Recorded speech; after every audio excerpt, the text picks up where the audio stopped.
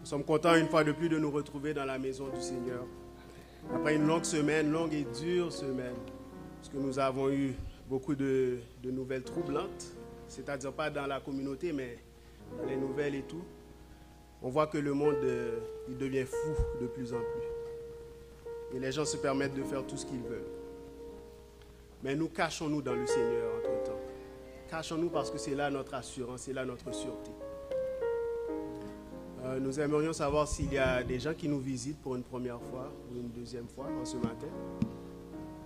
Nous vous invitons à vous lever si c'est le cas. Bon, tout le monde est de la maison, il semble, donc bienvenue. Nous vous souhaitons de vous amuser dans le Seigneur, de vous réjouir dans le Seigneur, parce qu'aujourd'hui c'est un jour de fête, n'est-ce pas?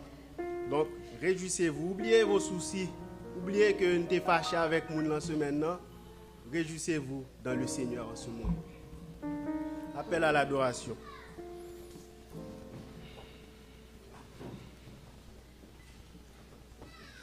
Chantez à l'Éternel un cantique nouveau. Chantez à l'Éternel, vous tous, habitants de la terre.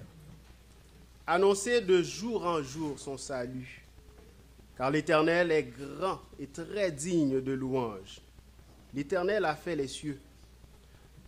La splendeur et la magnificence sont devant sa face. La gloire et la majesté sont dans son sanctuaire. Amen.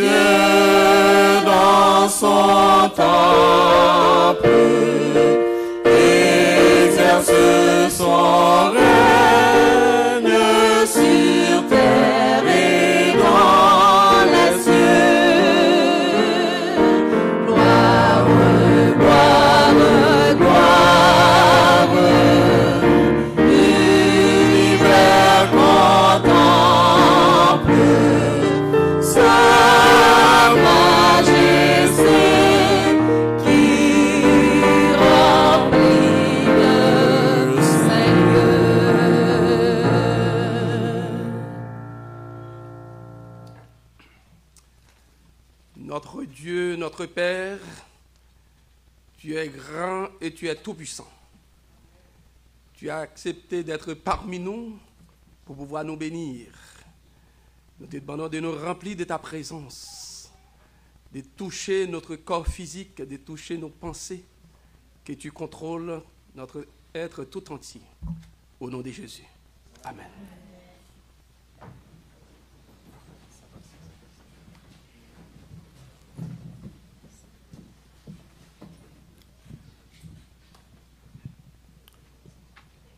C'est le moment de louer Dieu.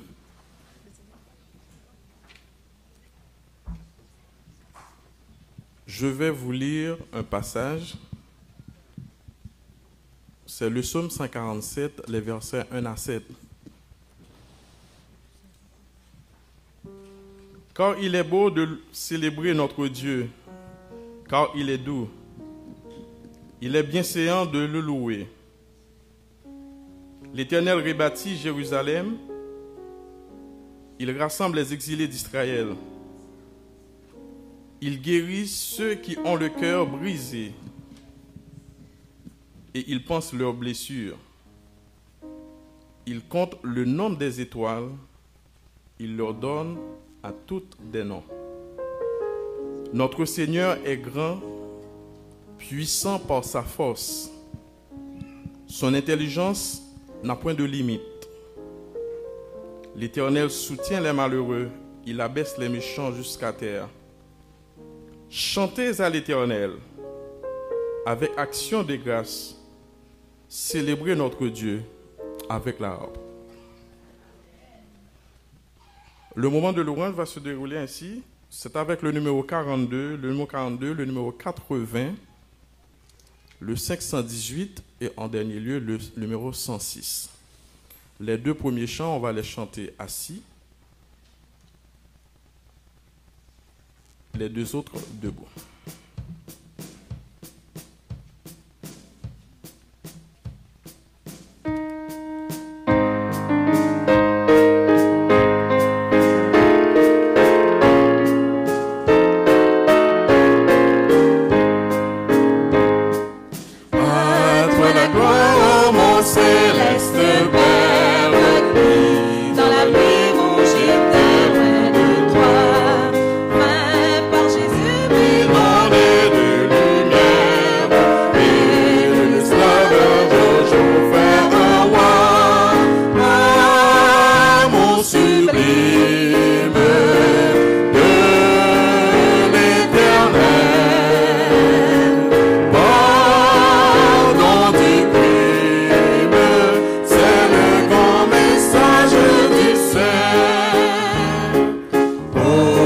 Pardon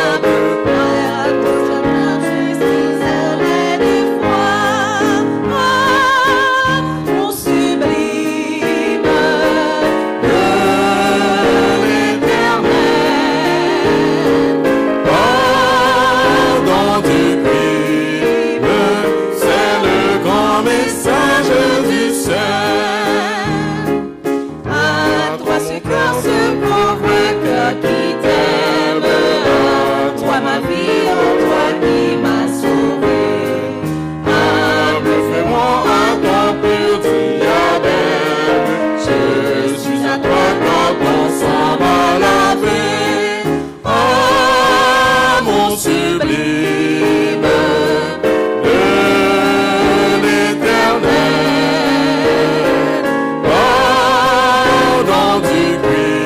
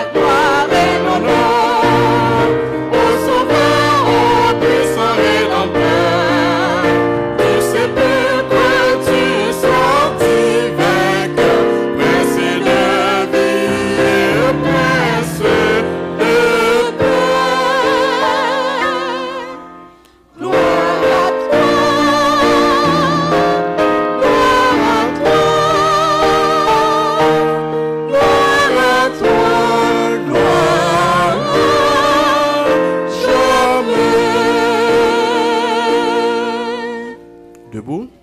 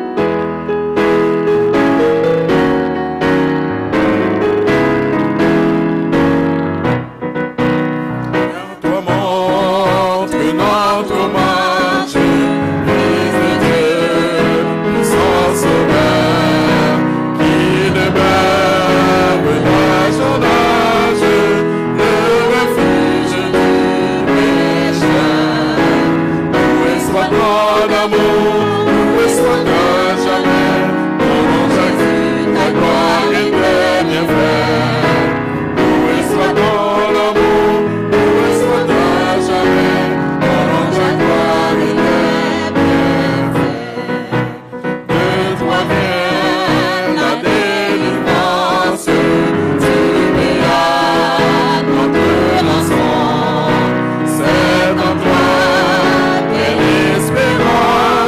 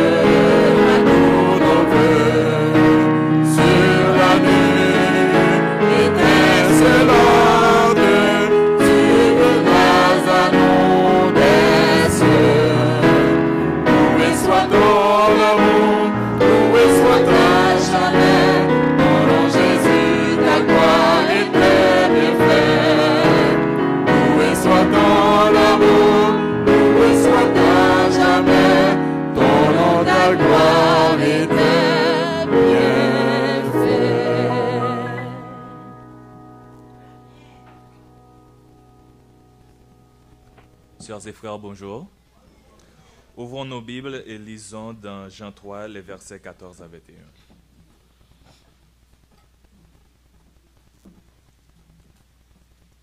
Je lis pour vous. Et comme Moïse éleva le serpent dans le désert, il faut de même que le Fils de l'homme soit élevé, afin que quiconque croit en lui ait la vie éternelle. Car Dieu a tant aimé le monde qu'il a donné son Fils unique, afin que quiconque croit en lui ne périsse point, mais qu'il ait la vie éternelle. Dieu, en effet, n'a pas envoyé son Fils dans le monde pour qu'il juge le monde, mais pour que le monde soit sauvé par lui. Celui qui croit en lui n'est point jugé, mais celui qui ne croit pas est déjà jugé, parce qu'il n'a pas cru au nom du Fils unique de Dieu. Et ce jugement, c'est que, la lumière étant venue dans le monde, les hommes ont préféré les ténèbres à la lumière, parce que leurs œuvres étaient mauvaises. Car quiconque fait le mal est la lumière et ne vient point à la lumière, de peur que ses œuvres ne soient dévoilées. Mais celui qui agit selon la vérité vient à la lumière, afin que ses œuvres soient manifestées, parce qu'elles sont faites en Dieu. Agenouillons-nous pour la prière avec le frère Auguste.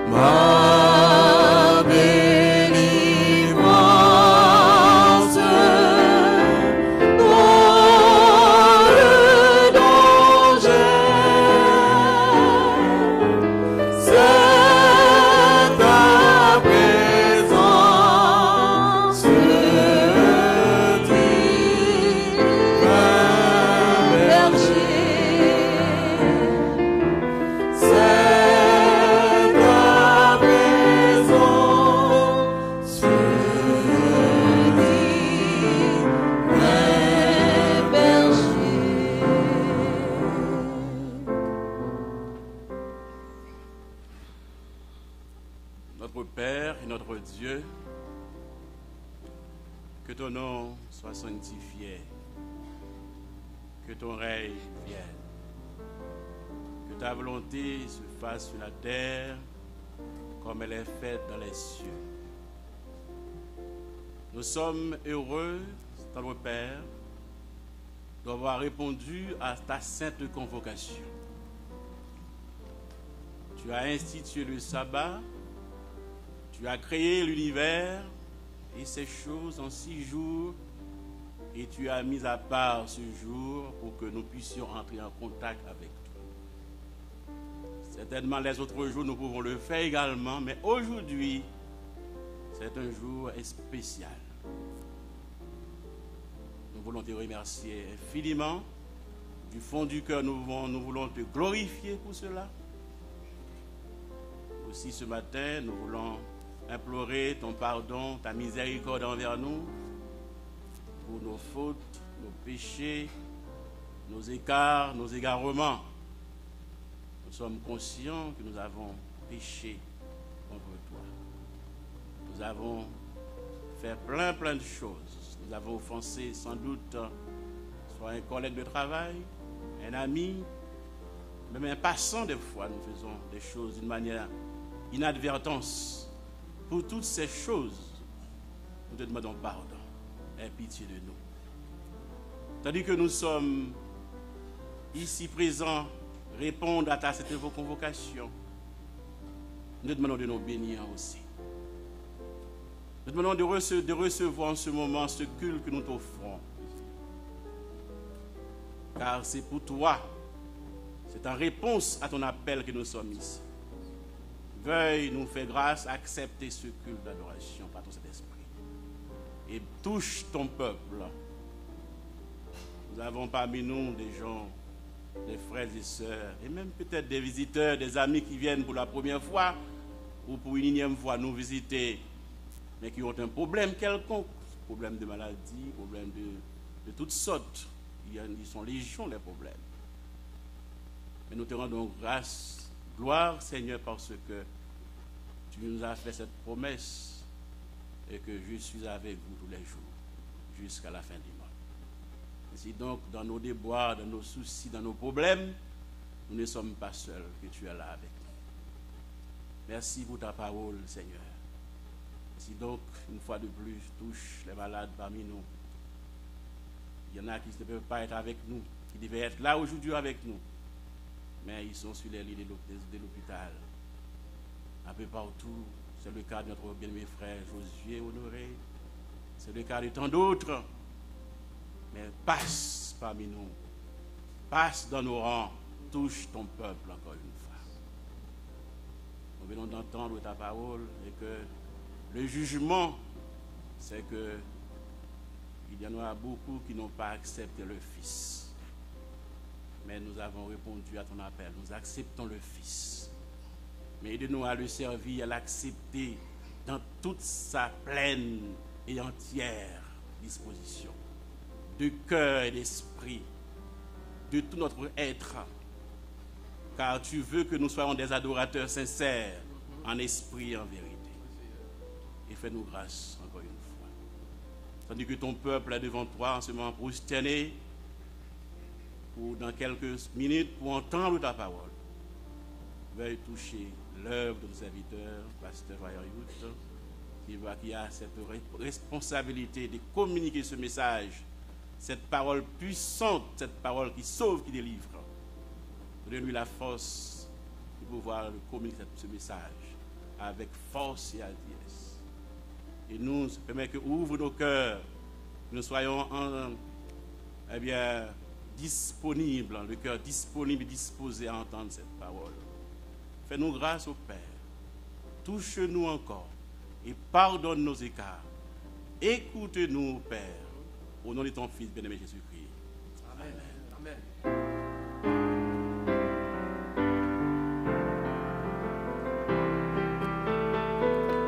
Oui, partout, Seigneur.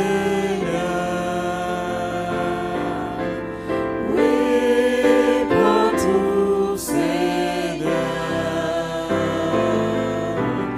Entre tes mains, j'abandonne tout avec bonheur.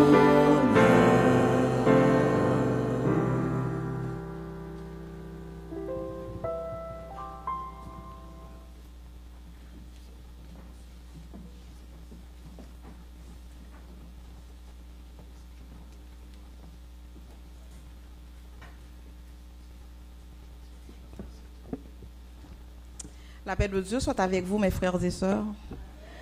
Tantôt, dans un des chants, on a dit comment répondre à tant d'amour.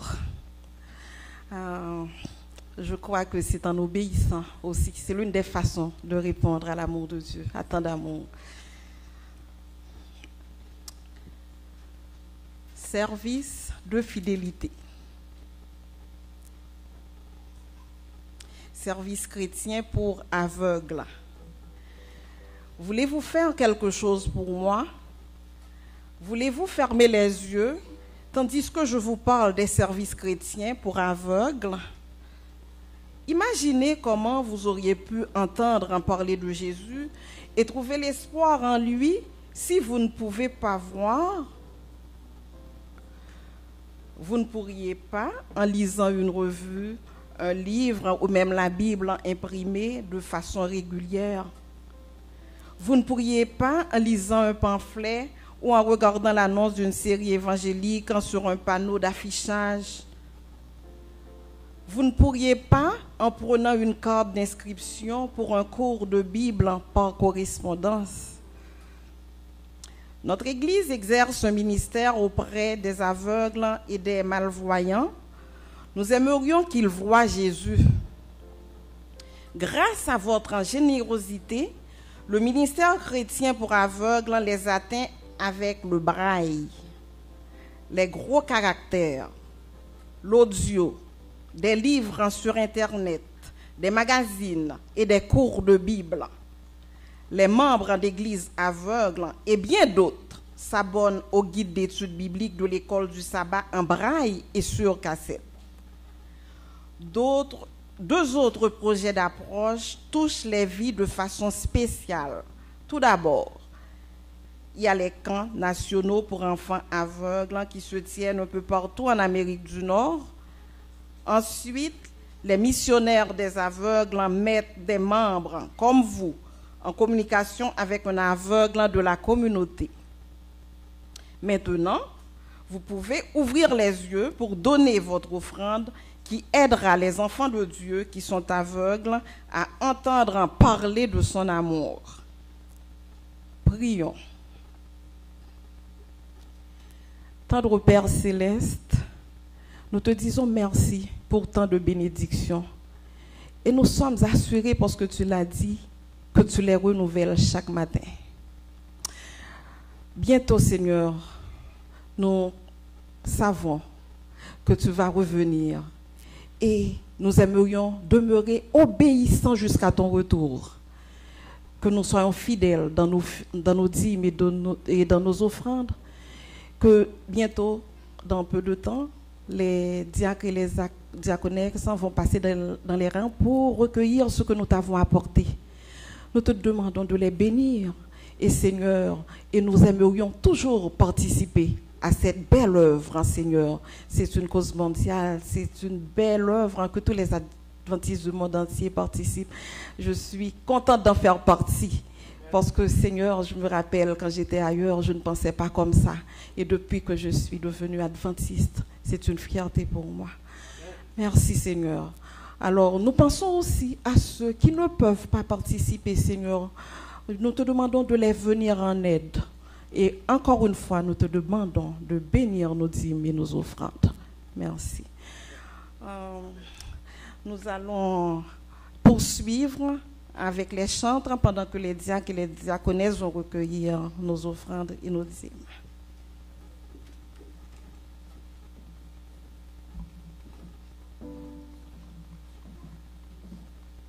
C'est avec le numéro 483.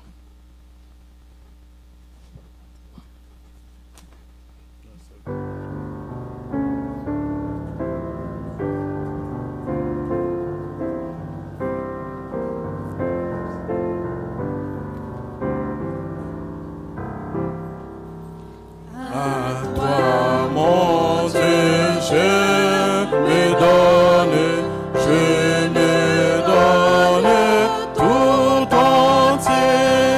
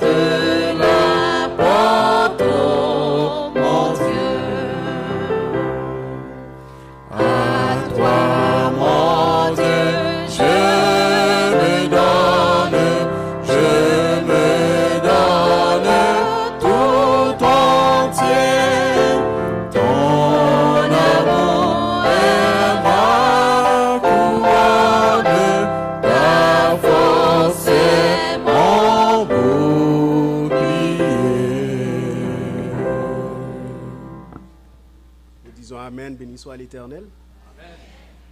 Dieu est bon, frères et sœurs. Amen. Regardez, nous sommes venus ici tels que nous sommes, pécheurs. Nous avons fait monter des louanges à l'Éternel, des actions de grâce, des remerciements, pécheurs que nous sommes étant. Dieu les a agréés, n'est-ce pas? Comment il a fait ça? C'est Jésus qui intercède nos louanges, nos remerciements, nos actions de grâce. Il les mêle à ses mérites et il présente ça à son Père. Et là, ils sont présentables et agréables devant Dieu. Nous disons béni soit l'Éternel. Ensuite, nous lui avons fait connaître quel est notre lot, quel est notre fardeau, quelles sont nos fautes que nous avons commises et quels sont les gens parmi nous qui ne sont pas bien. Et savez-vous, il a accepté ça. Il a dit, je vous accorde un pardon complet, total. Le sentez-vous? Vous sentez-vous pardonné par l'Éternel? Que Dieu soit béni pour son pardon qu'il nous donne. Qu'il soit béni également dès qu'il entend nos prières et qu'il guérit nos malades. Nous bénissons le Seigneur pour ça. Et il veut rajouter à cela, il veut nous parler en ce matin. Il nous invite maintenant que nous sommes disposés, parce qu'il nous a pardonné, il nous a lavé et qu'il nous a bénis. Il veut que nous ouvrions nos oreilles et que nous l'écoutions parler à nos cœurs. Et il a choisi comme outil, instrument ce matin pour nous parler, c'est Pasteur Youth. Nous vous demandons de prier pendant qu'il se présentera à l'avant, parce que ce n'est pas une chose facile que de parler au nom du Seigneur.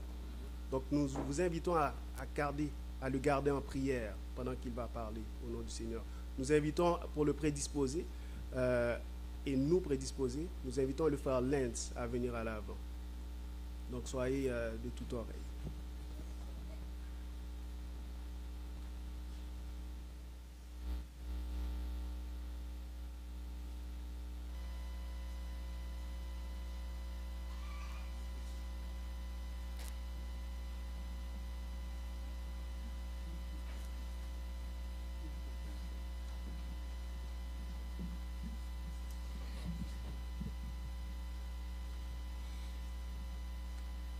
Bien-aimés frères et sœurs, bonjour. Nous allons vous interpréter Pardonner. C'est un chant que nous aimons parce que c'est une histoire qui traduit l'histoire d'un homme qui parlait à son Dieu et que Dieu lui demandait de... Quand je regarde ce que moi je suis, je pense que je peux pardonner. Mais à la fin, quand Jésus-Christ l'a montré à travers des images, et voilà comment moi j'ai été maltraité. Moi, on m'a cloué sur la croix et c'était juste pour toi. Donc là, il a réalisé que seul Jésus-Christ peut l'aider. À travers l'amour de Jésus, il peut également pardonner. Donc c'est la chanson que nous allons vous chanter.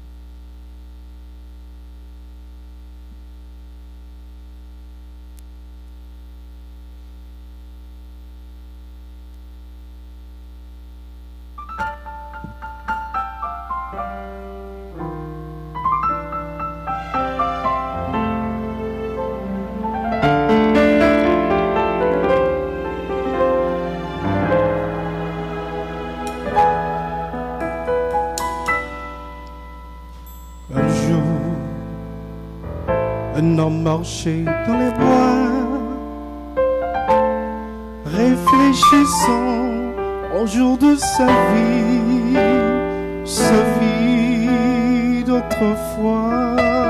Il pensait à ceux qui lui avaient menti, ceux qui lui avaient volé, ceux qui l'ont abandonné.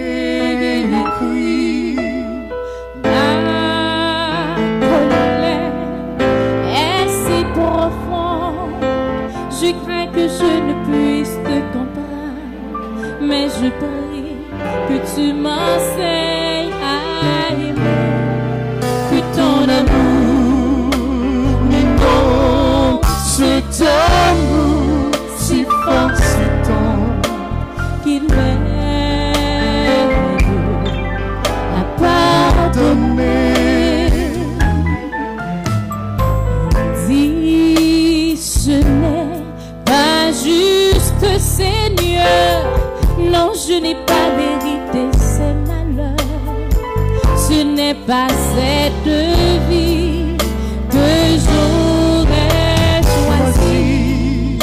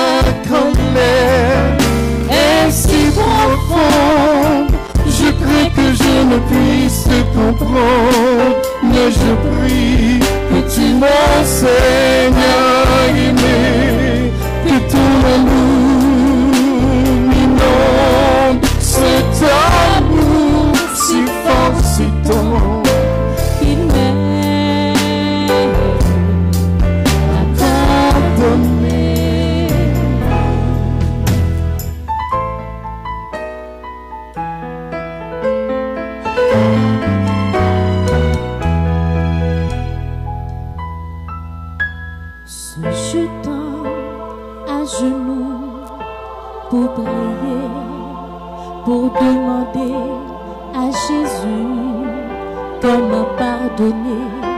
Il pense à ceux qui lui avaient trahi. Jésus dit, vois mes côtés, c'est pour toi qu'ils m'ont loué. Et il dit, pour moi ton sang fut versé, oui mes péchés sont tous payés. Oui, pour moi, il t'a maltraité.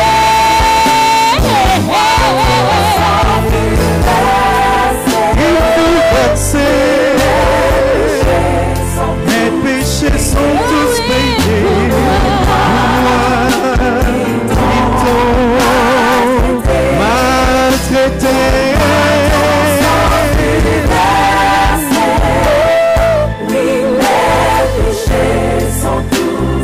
Ils sont tous payés pour moi.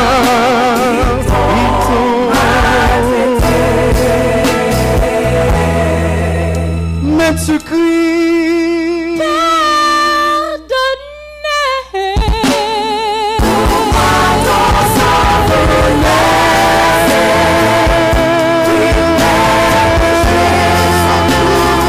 Ils sont tous payés.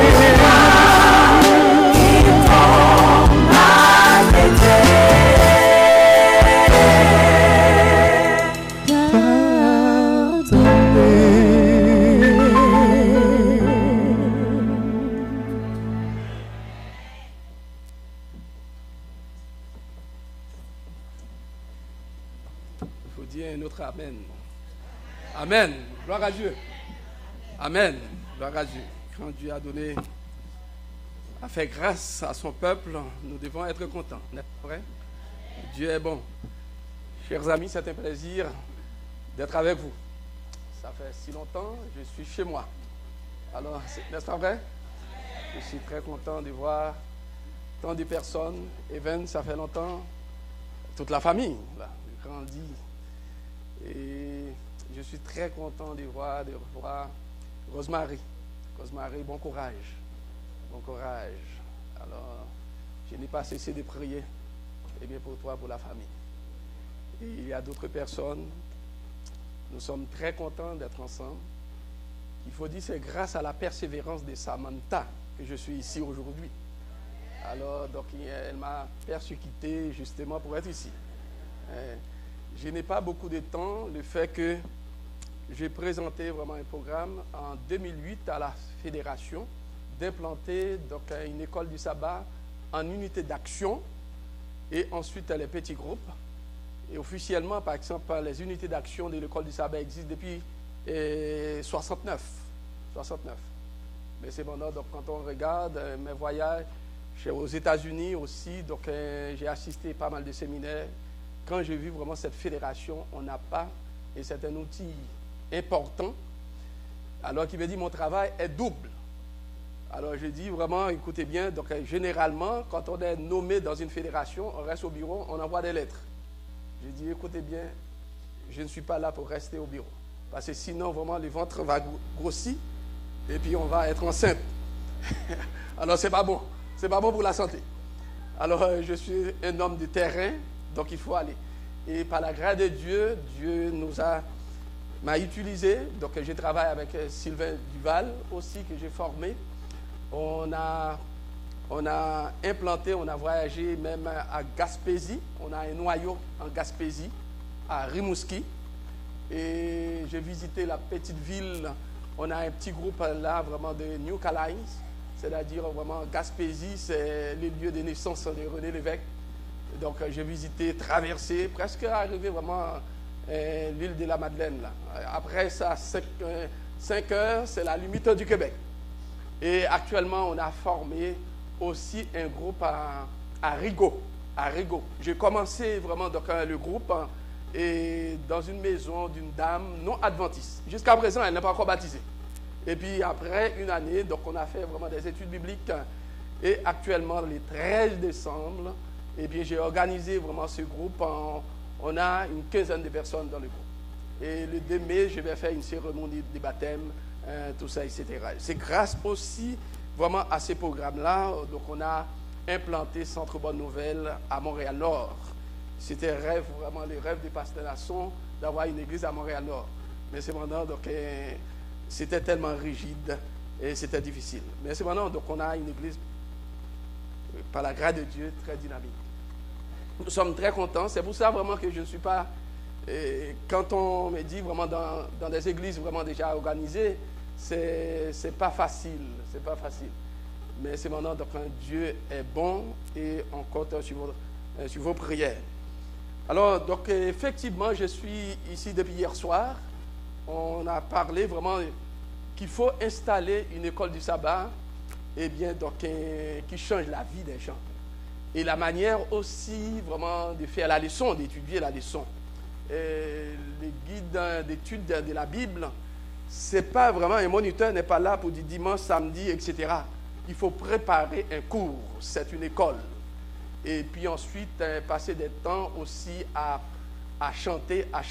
Ce n'est pas l'école, ce n'est pas le but de l'école du sabbat. Il veut dire vraiment, il doit y avoir un changement. Cet après-midi, on va continuer à former, on va présenter le modèle par la méthode inductive, comment faire la leçon, comment étudier, c'est enrichissant. Pour le présent moment, donc, je vais partager la parole de Dieu avec vous et nous allons ouvrir notre Bible bien, donc, dans l'évangile de Jean. Jean chapitre 13. Jean chapitre 13. Et nous allons lire les versets 25 à 30. Jean chapitre 13. Jean chapitre 13 et le verset. Alors je dois dire merci aussi à la direction de l'église, pasteur Wilfried, qui m'a demandé de prêcher ce matin, et avec vraiment des anciens. Et donc c'est un privilège d'être ici. Donc verset 25 à 30. Vous êtes là? Et ce disciple, s'étant penché sur la poitrine de Jésus, lui dit: Seigneur, qui est-ce? Jésus répondit: c'est celui à qui je donnerai les morceaux trempés. Et ayant trempé les morceaux, il les donna à Judas, fils de Simon l'Iscariote. Dès que le morceau fut donné, Satan entra dans Judas. Jésus lui dit: ce que tu fais, fais-le promptement. Mais aucun de ceux qui étaient à table ne comprit pourquoi il lui disait cela. Car quelques-uns pensaient que, comme Judas avait la bourse, Jésus voulait lui dire: achète ce dont nous avons besoin pour la fête, ou qu'il lui commandait de donner quelque chose aux pauvres. Verset 30. Judas, ayant pris le morceau, se hâta de sortir. Il faisait nuit. Il faisait nuit. Prions le Seigneur. Notre Dieu et notre Père, nous sommes petits. Dans notre petitesse, nous ne pouvons pas comprendre la profondeur de ta parole. En cet instant, nous réclamons la présence du Saint-Esprit dans notre vie pour pouvoir influencer notre pensée et pour nous amener à comprendre. Seigneur Père Céleste, puisque nous sommes ici pour t'adorer, si tu vois qu'il y a une maladie cachée dans notre vie, dans notre corps, nous te demandons de nous toucher et de nous guérir selon ta sainte volonté. Nous te prions au nom de Jésus. Amen. Chers amis, ce passage que nous venons de lire parle des morceaux de pain trempé que Jésus donnait à ses disciples en Judas. Ce morceau de pain trempé a été donné à Judas lors du dernier repas pascal de Jésus avec ses disciples. Cet événement a eu lieu un jeudi soir au mois de Nissan.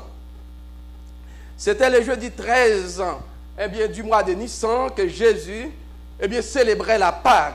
Et d'après la Bible, la Pâque doit avoir lieu le 14 du mois de Nissan.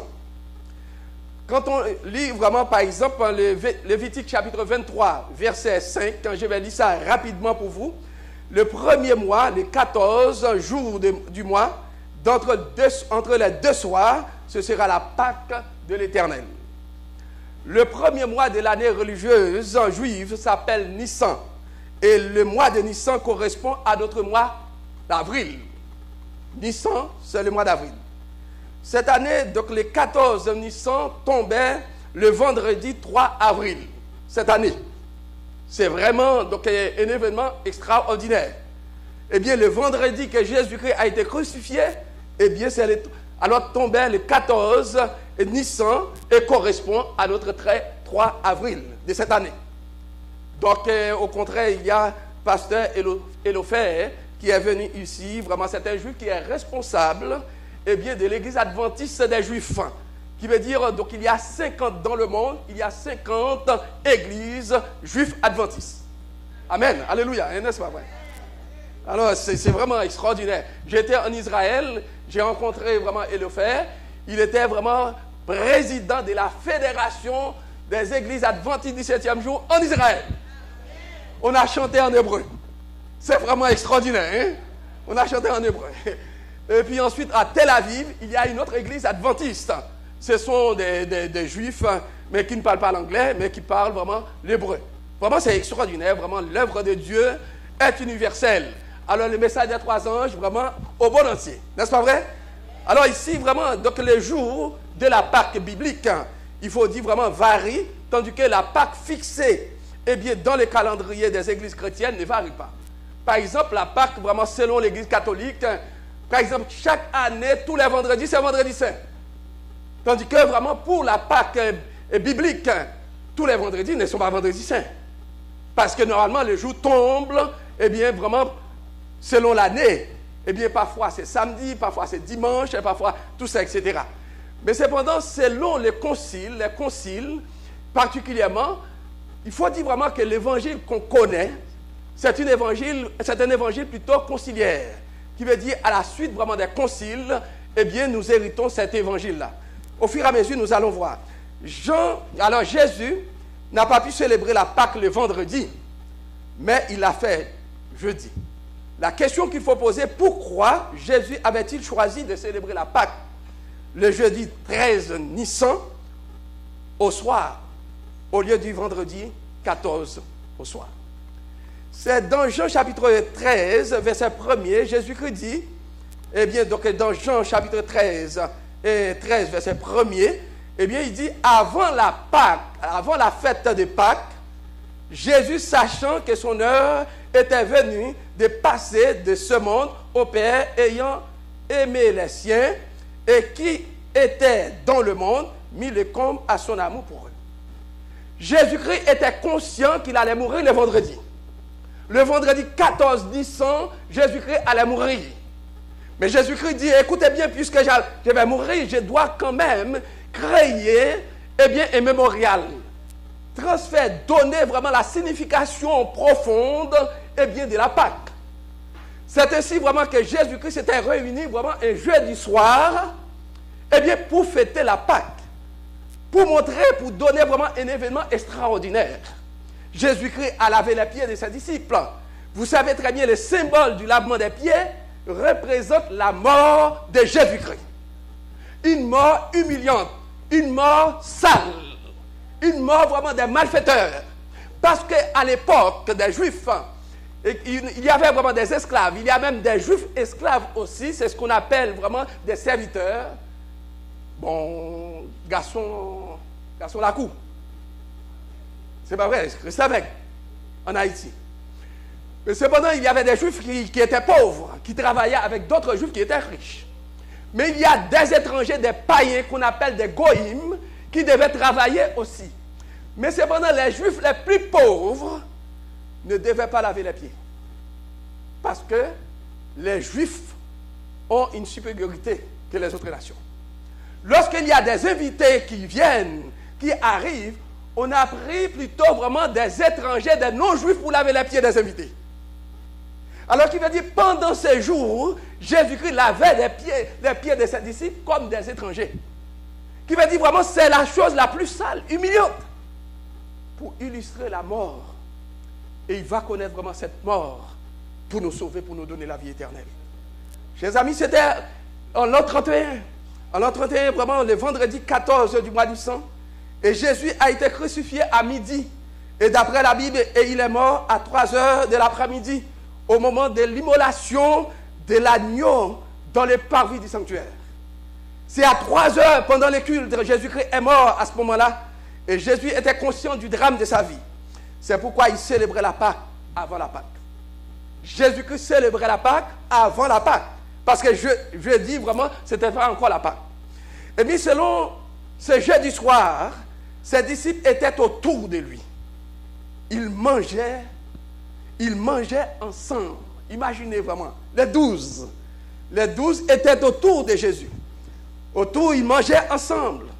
Et selon la coutume de l'époque, eh bien, les disciples mangeaient étendus, sur des grabats recouverts de tapis, appuyés sur le coude gauche, et tenaient la nourriture, eh bien, de la main droite. Ils mangeaient. Effectivement, vraiment, selon l'époque, eh bien, Jésus-Christ faisait ça, c'est comme ça. Et puis la nourriture était là. On mangeait. Et bien, tout autour, vraiment, les disciples étaient là, autour, contre eux. Et puis, ils mangeaient. Ils mangeaient. Ils mangeaient. C'est justement, c'était un événement extraordinaire. C'était comme ça vraiment qu'on mangeait. Quand on dit vraiment coude gauche, et puis la nourriture, la main droite. On mangeait. On mangeait. Chers amis, c'était ce jeudi soir. Jésus et ses disciples appuyés sur le coude gauche mangeaient les derniers repas. C'était dans cette soirée intime. Imaginez vraiment, vraiment tout autour. On mangeait ensemble. C'est l'intimité, hein? C'est l'intimité. Vraiment, c'était pendant cette soirée intime, cette soirée de communion. Jésus et ses disciples étaient là. Jésus qui a prononcé cette parole. En vérité, je vous le dis, l'un de vous me livrera. Imaginez, chers amis, tout autour. C'était un cercle de disciples. C'était un petit groupe de famille. Et puis Jésus-Christ a prononcé cette parole. En vérité. Imaginez vraiment Jésus-Christ dit ça en araméen pour dire Amen, Amen, je vous le dis. L'un de vous me livrera. Cette parole est dite par Jésus lors d'un repas. Cette parole révèle la trahison qui est en train de se comploter par l'un de ses disciples. La trahison est un geste ignoble. N'oubliez pas, mes amis, lorsque vraiment on a des amis, on a des gens vraiment qui sont là pour nous trahir. Vraiment, écoutez, la trahison est un geste ignoble. Un geste qui révèle que la personne est sous l'influence de Satan. La trahison vient de Satan. La trahison est le pouvoir de Satan. Et c'est lui qui a amené Adam et Ève à trahir Dieu. D'après l'évangile de Jean, Jésus fut troublé par la trahison de Judas. La trahison de Judas avait troublé l'esprit de Jésus. C'est ce que le verset 21 dit. Le verset 21 dit, ayant ainsi parlé, Jésus fut troublé en son esprit. Et il dit expressément, c'est à ce moment-là, dans ses troubles, dans son bouleversement, il a prononcé cette parole, en vérité, je vous le dis, l'un de vous me trahira. Qui veut dire, écoutez bien, chers amis, cette trahison de Judas avait bouleversé Jésus-Christ. Où ça? Dans son esprit. Quand on est bouleversé, on est troublé dans son esprit, on est déséquilibré. C'est pas vrai, mes amis? Et vraiment, donc, les disciples voyaient vraiment que Jésus-Christ était déséquilibré. Par la trahison, Judas a remis Jésus à un autre pour être jugé. Et commandé, la trahison est un acte de tromperie. Trahir, c'est tromper la confiance en quelqu'un. Cet acte de trahison a troublé Jésus. Et Jésus a utilisé vraiment le mot grec tarasso, signifie bouleversé. Jésus-Christ était bouleversé dans son esprit, troublé. Et Jean ici vraiment montre vraiment que Jésus-Christ était un homme réellement. C'est l'humanité de Jésus-Christ qui a révélé Jésus-Christ est venu dans ce monde comme un simple homme pour pouvoir nous sauver, vaincre le mal et remporter la victoire, pour nous donner la capacité de pouvoir remporter la victoire aussi. Chers amis, dans ce moment de trouble, c'est dans ce moment de trouble que Jésus-Christ a prononcé cette parole.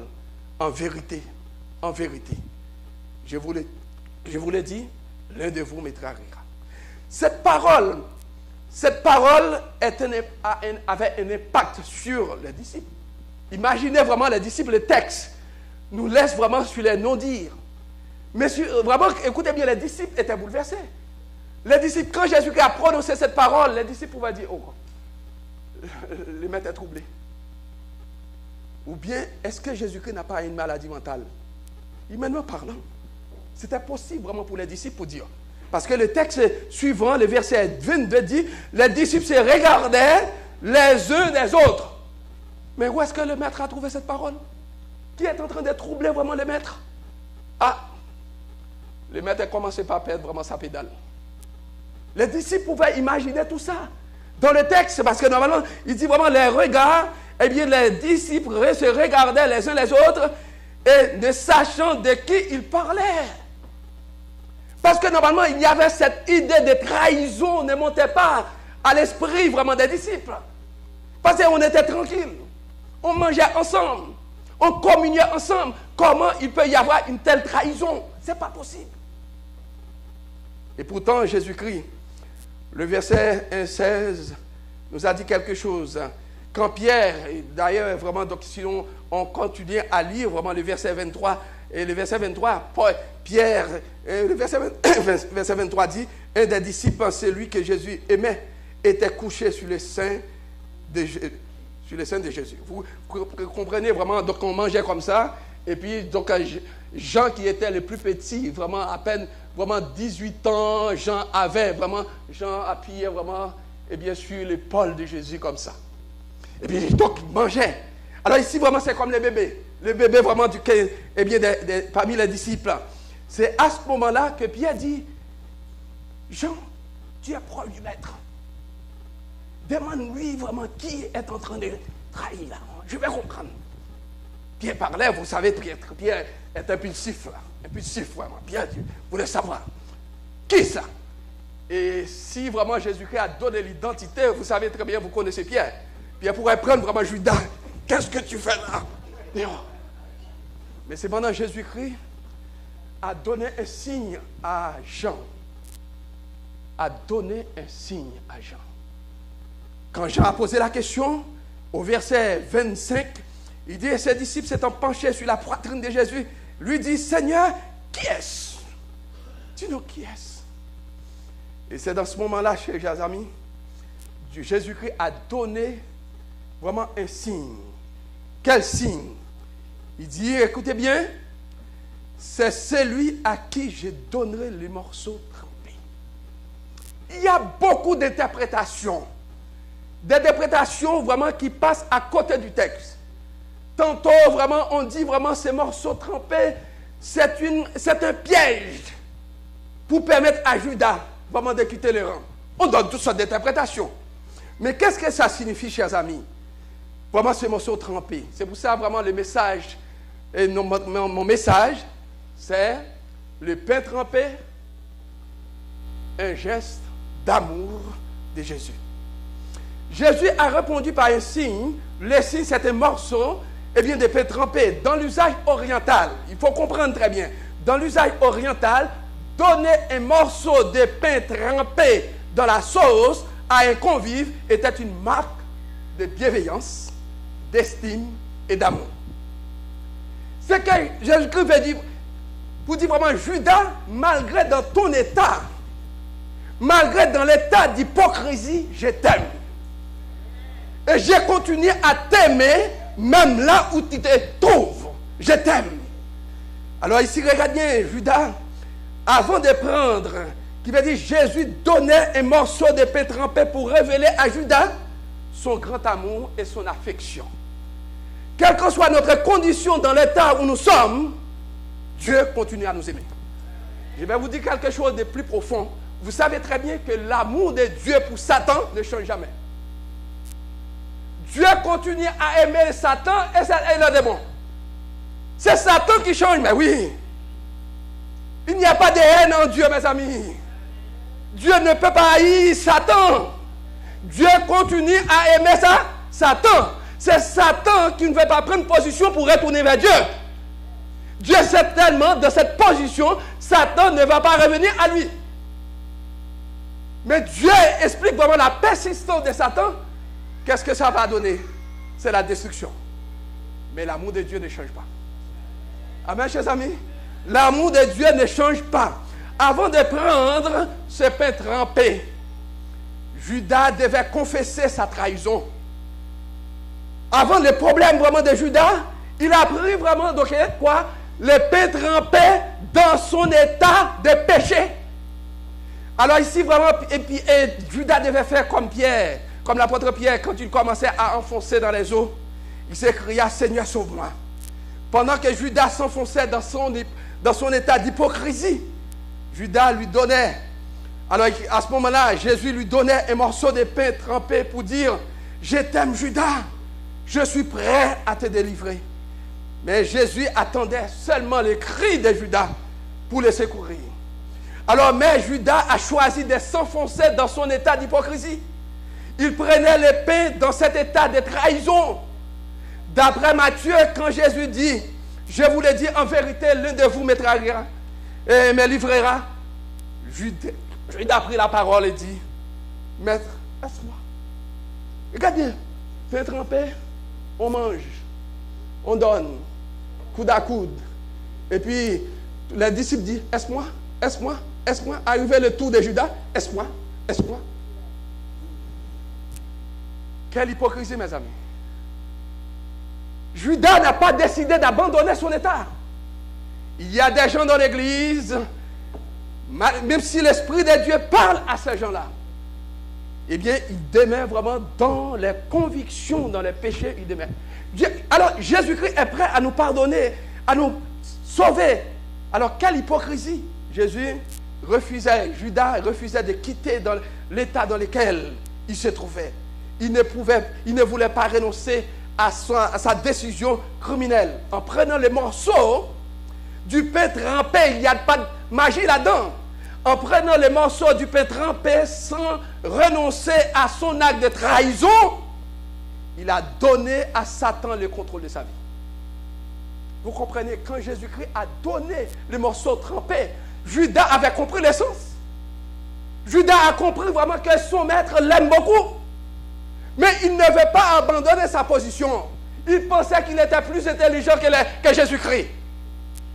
C'est ainsi que l'Esprit de Dieu, alors l'Esprit de prophétie dit vraiment, Judas pensait vraiment que Jésus-Christ avait tellement le pouvoir, eh bien, il allait prendre vraiment l'argent, Jésus-Christ allait jouer une sorte de tour vraiment à ses sacrificateurs. Mais cependant, écoutez bien, lorsque le péché nous met dans son filet, c'est difficile de sortir. C'est seulement Dieu qui est capable de nous donner la puissance nécessaire pour abandonner. Mais il faut crier au secours. Il faut demander à Dieu de venir, d'intervenir.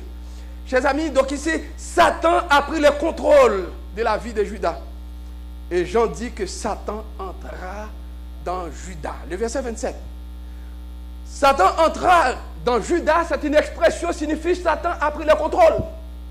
Puisque Judas ne veut pas abandonner sa position, il veut rester avec Satan, Satan a pris le contrôle. La première étape de Satan, Satan a influencé vraiment Judas dans sa pensée. C'est ce que le texte dit, vraiment, chapitre 13, verset 2, nous pouvons lire ça. Chapitre 13, verset 2 dit, pendant le souper, alors que le diable avait mis dans le cœur de Judas Iscariote, fils de Simon, le dessein de le livrer. Qu'est-ce que Satan avait fait d'abord? Influencer la pensée de Judas.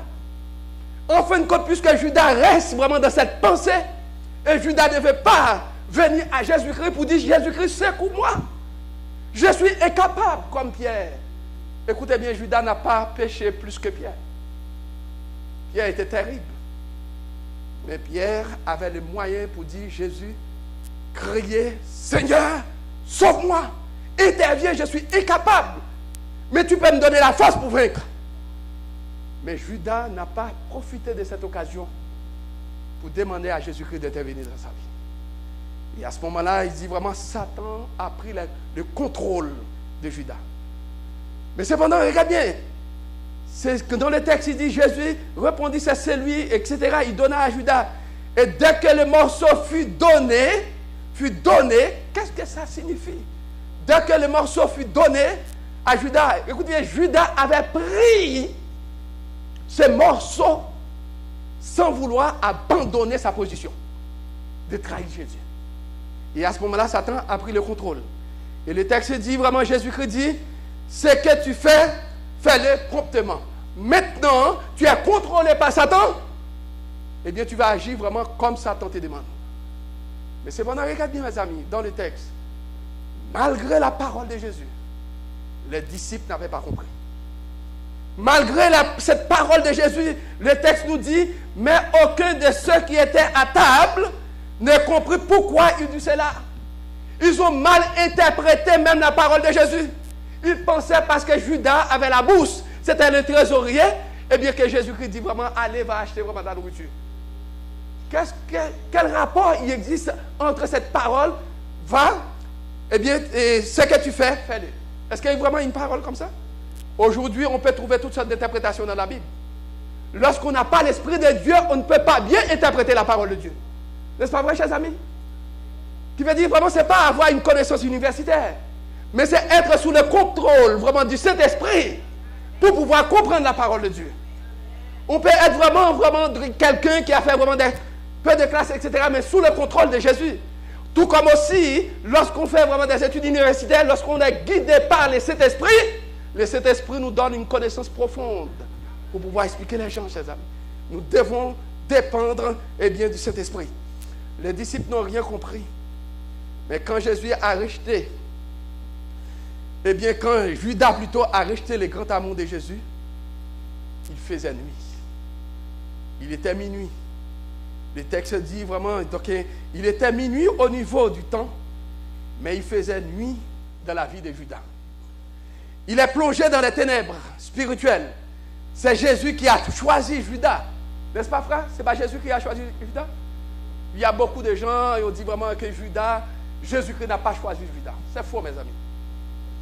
Jésus-Christ a choisi Judas comme apôtre après une nuit de prière. Après une nuit de prière que Jésus-Christ, nous allons lire ça rapidement dans Luc, vous allez voir. Jésus-Christ a choisi vraiment Judas comme apôtre après une nuit de prière. Mais très souvent on dit vraiment, ce n'est pas Jésus-Christ, c'est Judas qui avait dit tout seul. Ce n'est pas vrai. La Bible dit clairement. Donc il faut comprendre vraiment la déclaration. Il y a une autre déclaration, mais il faut comprendre cette déclaration-là. Et donc c'est Luc chapitre 6, verset 12, 12 et 14, etc. On va lire rapidement. Regarde bien. En ce temps-là, Jésus s'est rendu sur la montagne pour prier. N'est-ce pas vrai? Jésus-Christ s'est rendu sur la montagne pour faire quoi? Pour prier. Et il passa toute la nuit à prier. Quand le jour parut, il appela ses disciples et il en choisit 12. Qui a choisi vraiment Judas? Qui a choisi Judas, mes amis? Et après, quel événement? Après une nuit de prière. Qui veut dire, après une nuit de prière, Jésus-Christ a choisi un voleur. C'est ce que dit la Bible. Jean dit vraiment, Judas était un voleur. Alors, après une nuit de prière, Jésus-Christ a choisi un impulsif. Pierre était très impulsif. Jésus-Christ a choisi un voleur. Jésus a choisi un médisant. L'esprit des prophéties dit vraiment, Jean, il était plus jeune, mais c'était le médisant d'Hugo. Tous avaient vraiment des défauts extraordinaires. Tous avaient vraiment des défauts inimaginables. Et après une nuit de prière, Jésus-Christ avait choisi vraiment ces hommes-là. Mais c'est vraiment Jésus-Christ a choisi après une nuit de prière. Parce que vraiment ces hommes disponibles pour être transformés par le Saint-Esprit, Jésus-Christ est capable de les transformer.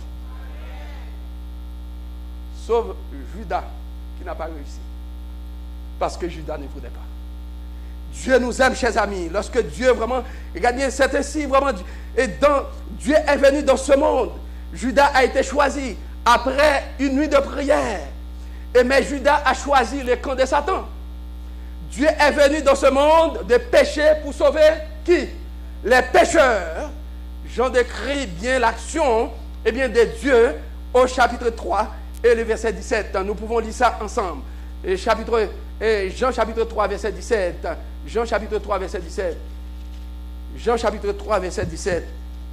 Jean chapitre 3 verset 17 dit: Dieu en effet n'a pas envoyé son Fils dans le monde pour qu'il juge le monde, mais pour que le monde soit sauvé par lui.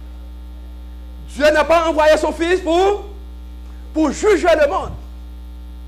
Le mot juger ici, c'est un katakrima qui veut dire vraiment condamner le monde. Jésus-Christ n'est pas venu dans le monde pour condamner le monde, mais pour sauver le monde. Le temps de condamnation n'est pas encore arrivé, mais c'est le temps du pardon qui est arrivé. Et Jésus-Christ est venu, pour Judas. Mais j'aimerais vous expliquer cette expression, cette phrase. La phrase qui dit vraiment Dieu, en effet, a envoyé son Fils dans le monde, signifie l'incarnation de Dieu. C'est Dieu qui est Fils. Il n'y en a pas deux, mes amis. Il n'y en a pas trois. Il y a un seul Dieu tout-puissant. C'est le Jéhovah Dieu qui se fait Fils pour sauver l'humanité tout entière. Parce qu'il nous aime. Parce qu'il nous aime, mes amis. L'Ancien Testament présente Dieu à deux visages. Tantôt Dieu est l'ange de l'Éternel, tantôt il est l'Éternel lui-même. Dieu est tout puissant, c'est Dieu. Quand tu dis Dieu, a envoyé son Fils, c'est une expression. Envoyer son Fils signifie l'incarnation de ce Dieu. L'incarnation de Dieu. Le Dieu Jéhovah tout puissant s'est incarné dans le monde. Il s'est fait Fils. Parce que le Fils, c'est une expression dans l'Ancien Testament, l'expression Fils de Dieu était utilisée pour désigner les rois d'Israël. Lors de l'intronisation du roi, les rois sont devenus fils de Dieu pour représenter Israël devant Dieu. Pour sauver l'humanité. Dieu se fait Messie. C'est pourquoi Jacques Doucan dit, ce n'est pas le Messie qui est Dieu, mais c'est Dieu lui-même qui est le Messie. Amen. Alléluia. Ce n'est pas le Fils qui est Dieu, mais c'est Dieu lui-même qui est le Fils. Amen. Et nous allons voir, montrer ça vraiment dans la Bible, dans Ésaïe chapitre 9. Vous allez voir. D'Ésaïe chapitre 9. Mes amis, quel amour. C'est Dieu tout-puissant. C'est grand Dieu, le Créateur, qui est venu, qui a pris vraiment le corps des vaillants, le corps de nous tous, justement pour mourir pour l'humanité, pour nous sauver. Et c'est Dieu voulait sauver Judas et veut nous sauver. Ésaïe chapitre 9. Est-ce que vous êtes là? Ésaïe chapitre 9, verset.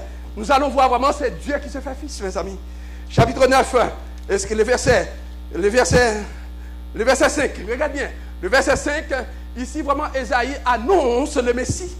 La bonne nouvelle, aux tribus d'Israël, qui avaient abandonné Dieu. Nous avons étudié un questionnaire comme ça. Les 12 tribus étaient divisées vraiment en deux camps, en deux royaumes.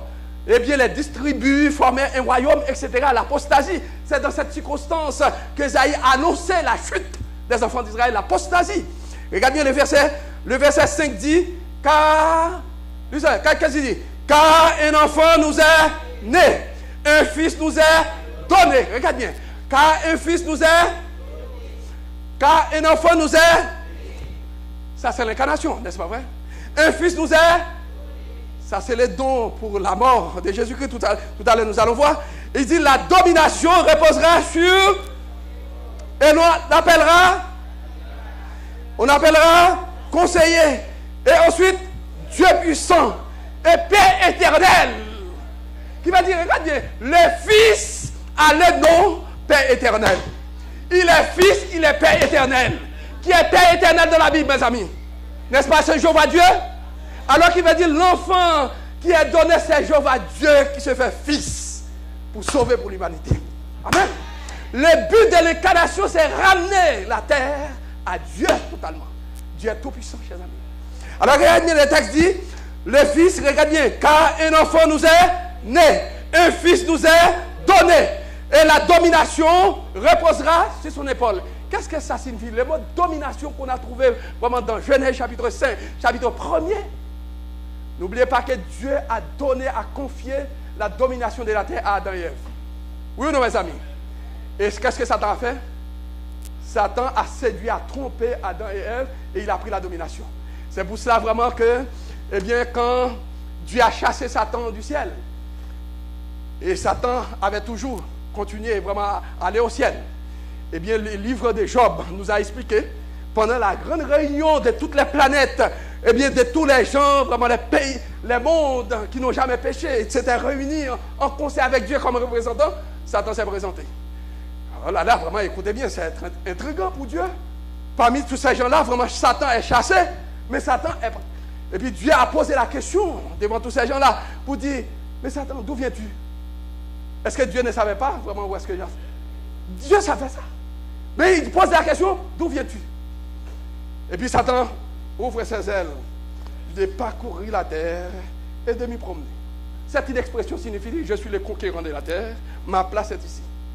Dieu dit non, mon cher, ta place n'est pas ici. Tu n'es pas le conquérant. Vraiment, ta conquête est partielle. Parce que j'ai encore vraiment des gens qui croient en moi. Job est mon représentant. Il dit non, mon cher, tu donnes vraiment de l'argent à Job. Job, vraiment t'es ça. Donne-moi la permission, chers amis. Et Dieu a fait un pari sur Job. Et Dieu a gagné. Amen. Dieu a gagné. Alors ici, vraiment, c'est pour montrer vraiment, quand Satan ne peut plus monter au ciel pour nous accuser, c'est à partir de l'événement de la croix. Dieu a payé la dette. Satan ne peut plus monter pour dire, Vaillant a péché, donne-moi les droits de frapper Vaillant. Alléluia. La croix m'a permis de remporter la victoire grâce à cet amour. Mais Dieu, quand l'expression dit vraiment Dieu a envoyé son fils, vous savez, le mot envoyer, c'est le même sens que le mot ange. Envoyer signifie partir en mission. Le mot ange signifie messager, aller en mission. Dieu est venu comme missionnaire pour nous sauver, pour nous donner la vie éternelle. C'est le Dieu Tout-Puissant qui est venu pour nous sauver, chers amis. Paul a utilisé la même expression. Quand Paul dit vraiment, mais lorsque les temps ont été accomplis, Dieu a envoyé son fils né d'une femme, né sous la loi, l'incarnation. C'est le Dieu incarné qui est le fils de Dieu. Dans la Bible, fils de Dieu est un titre messianique. C'était un titre attribué au roi d'Israël.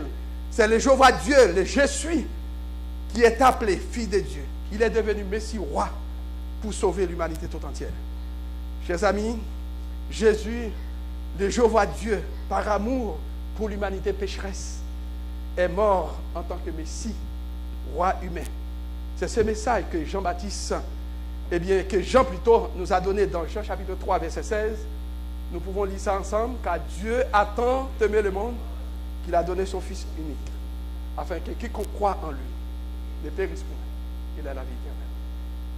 Malgré la profondeur du péché, de la trahison de Judas, Jésus-Christ voulait sauver Judas. En donnant un signe, ces morceaux de pain trempés, symbole de l'amour, de la bienveillance, de l'affection de Jésus-Christ envers Judas. Et Jésus-Christ voulait dire, Judas, je suis venu pour te sauver.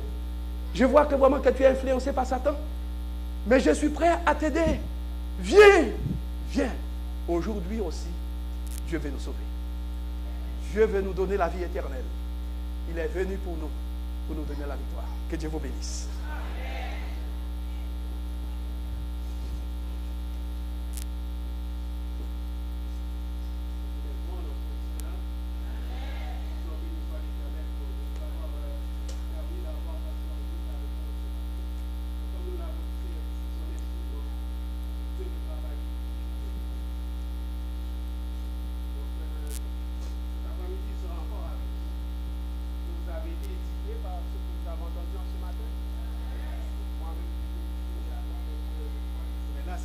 Le saurez-vous?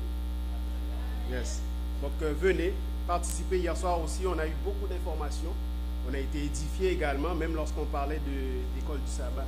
On a été très édifiés. On va aider les moniteurs, les coordinateurs, comment faire la leçon aussi. On vient avec du matériel pour vous aussi. Donc venez. C'est après le dîner. Tout de suite après le dîner.